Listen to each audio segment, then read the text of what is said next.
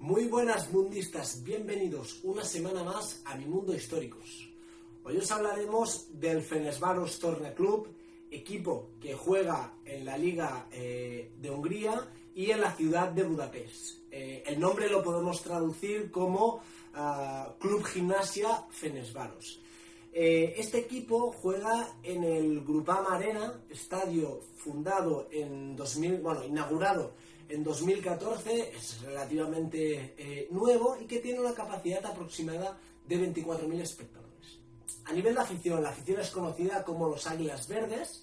A nivel de palmarés os podemos hablar que ha ganado 31 veces la Liga de Hungría, que ha ganado más de 22 veces la Copa de Hungría, y a nivel de participaciones internacionales pues ha participado más de 11 veces en la Champions League y más de 20 veces en la Europa League. A nivel de datos curiosos, os podemos comentar, ¿no?, que el Fenerbahçe tiene dos dorsales que los tiene apartados y no los facilita ningún jugador en ninguna temporada.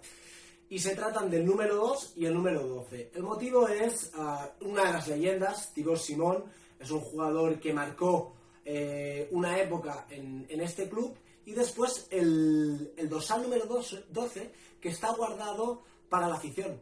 Lo tienen en memoria y en recuerdo de la afición.